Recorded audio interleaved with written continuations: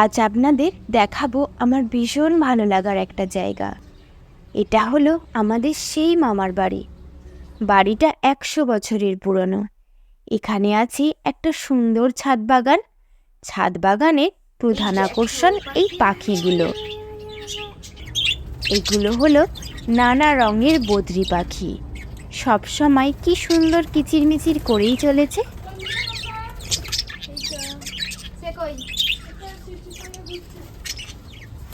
আর এইগুলো ককটেল।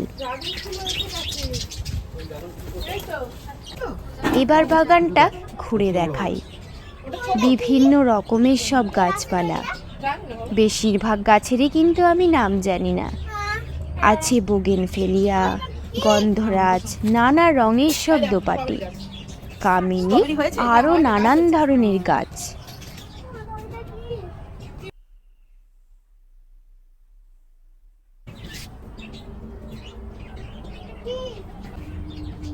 তবে এটার নাম চন্দ্রপ্রভা, খুবই মিষ্টি নাম।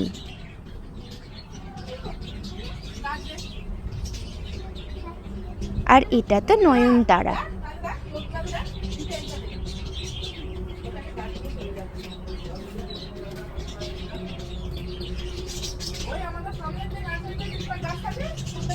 এর নামটা জানি না।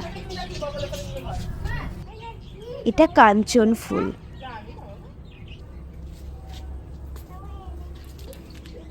এগুলো অ্যাডেনিয়াম। মামার এই অ্যাডেনিয়ামের প্রচুর কালেকশন। এটা সিঙ্গেল পাপড়ির টগর।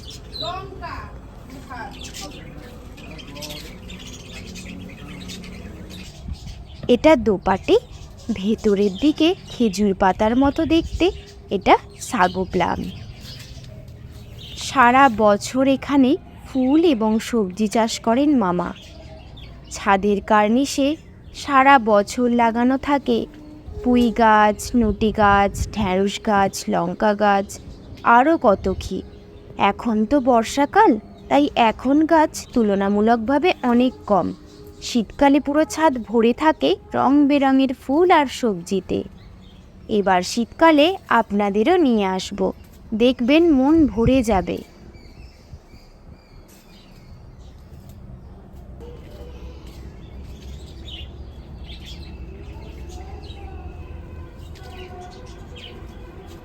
দেখুন কি সুন্দর গাঁদা।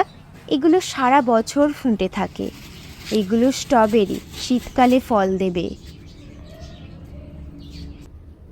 ফুল যখন আছে প্রজাপতি তো আসবেই।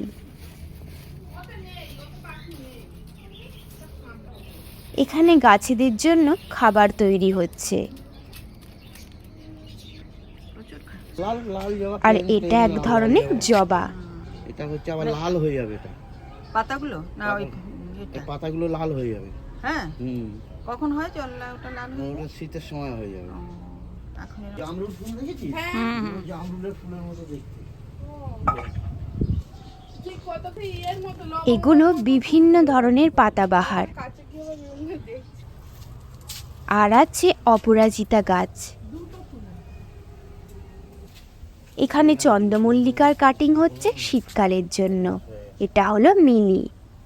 এদিকে সারা বছর ধরে লাগানো থাকে কলমি গাছ, বরবটি গাছও আছে। এটা হলো ড্রাগন ফুল।